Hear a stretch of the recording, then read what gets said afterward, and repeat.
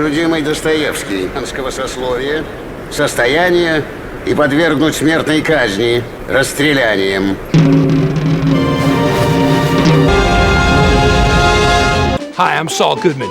Did you know that you have rights? The Constitution says you do, and so do I.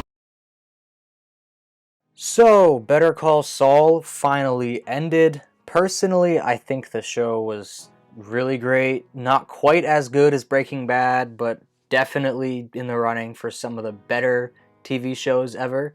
Also, from here on out, spoilers for the Better Call Saul finale and the whole series, so if you haven't seen it, do that first.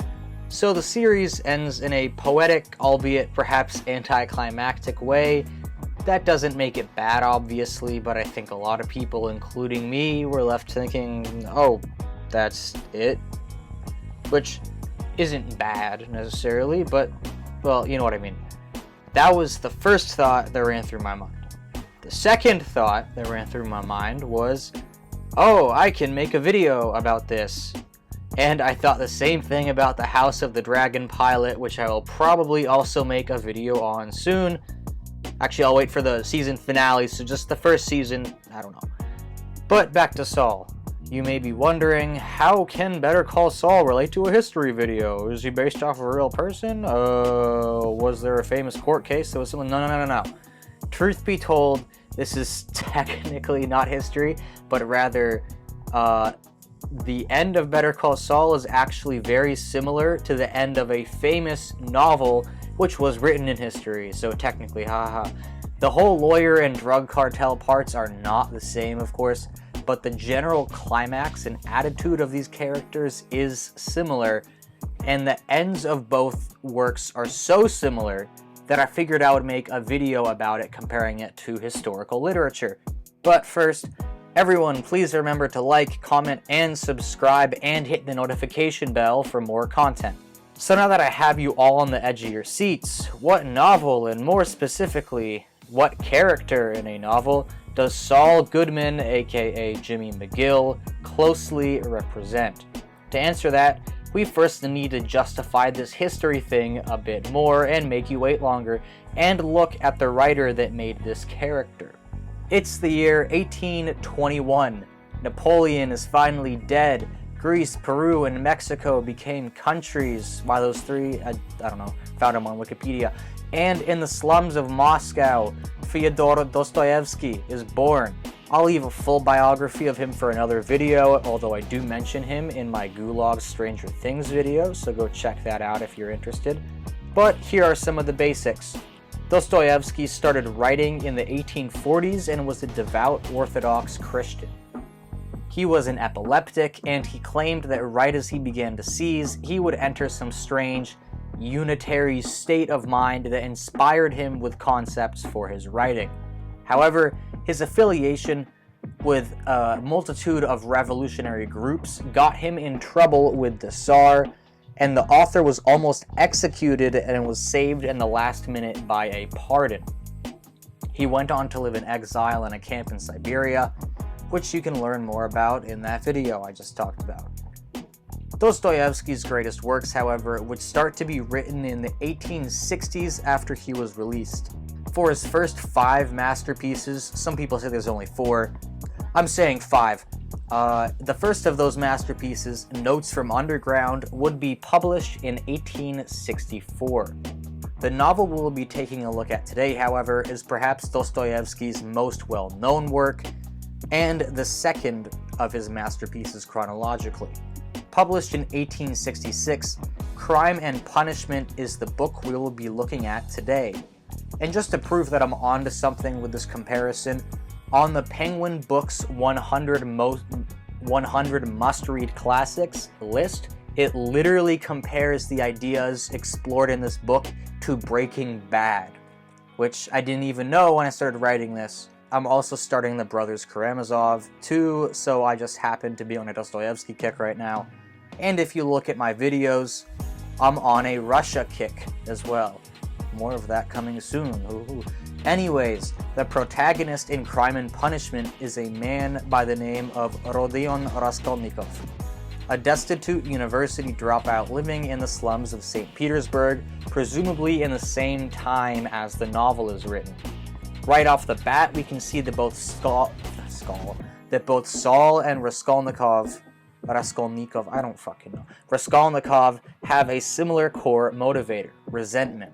In Better Call Saul, we learn that Saul fundamentally is driven by resentment at the lawyering institution, especially his brother.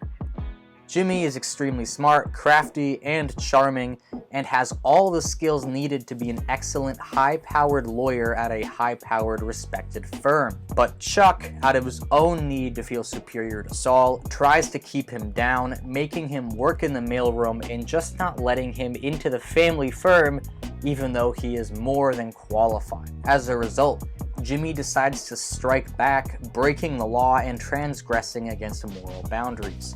And I want to touch on this topic of transgression real quick, because in the original Russian title, I'm going to fuck this up, Преступление и наказание, the word преступление is actually more closely related to the English word for transgression instead of crime. And this distinction is important, namely looking at the connotation, especially in the way I just used it. To break the law is a crime, but to break a moral code on a much deeper level, in this wording we're using, is a transgression. And the interesting thing is, the whole justification for the wrongdoings of both Saul and Raskolnikov is that they're breaking laws to achieve a moral aim, when in fact they are deceiving themselves and in fact do the exact opposite. We'll get to that later.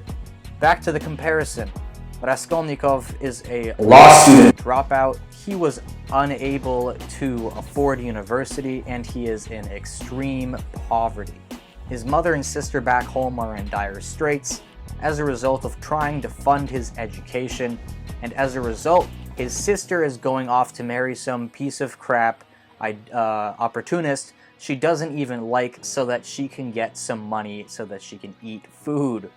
Raskolnikov, meanwhile, is unemployed and stuck wandering the streets of the city and pawning off his possessions to a mean old lady who underpays everyone for their goods, hoards the wealth for herself, and has a mentally challenged half-sister that she brutally abuses and forces to work. Both men are smart and know it. They deserve more than they have, and they could do something to elevate themselves to the positions that they deserve.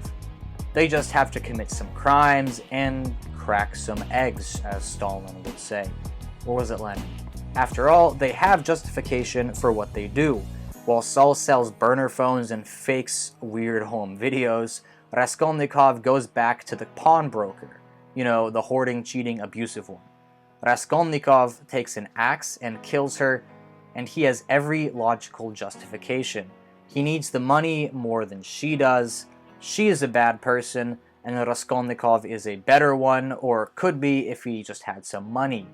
She isn't even using the money. While she's keeping a virtual slave, he's going to use her money to free his sister from an awful marriage and his mother from destitution. And he can get away with it. But then the sister walks in, and Raskolnikov is forced to kill her too. To add insult to injury, he only makes off with a handful of valuables, but he gets away with it.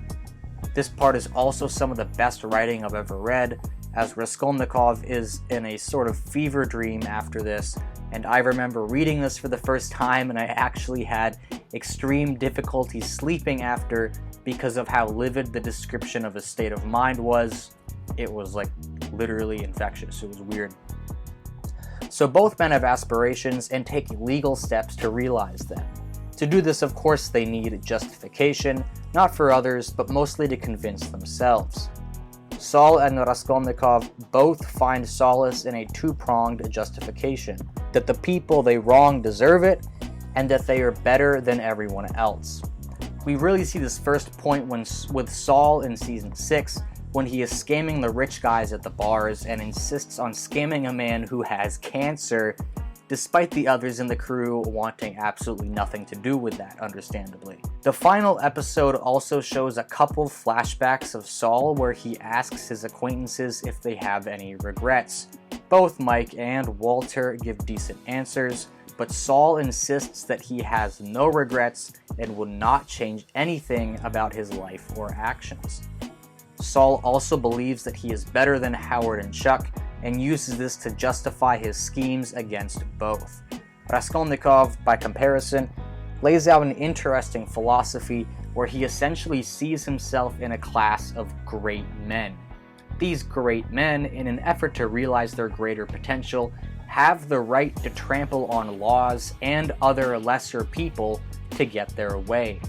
Napoleon is the great man that Raskolnikov uses as an example for this, and it's worth noting how controversial this would have been at the time, especially in Russia, where Napoleon was essentially the global boogeyman before this German guy. And he brutally invaded Russia, so that makes it even worse. Oh wait, they both did that. Admittedly, this point of self-importance isn't as big with Saul as it is with Raskolnikov, and I think Walter has this even more than Saul did.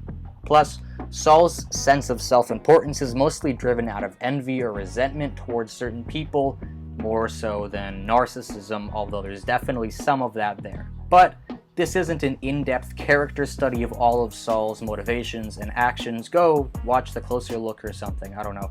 So let's get to the part that really reminded me of this connection. The end. Ooh. At the climax for both characters, they are in a tricky situation. Saul eventually gets caught, but due to his super lawyering god powers, he manages to secure a plea deal that gives him a cushy 7-year sentence from what should have been life. Raskolnikov at this point has not been caught, but the police suspect that he was the murderer.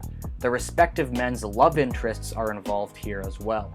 Saul tricks Kim into attending his hearing, and she of course is the main person we compare him to midway through season 6.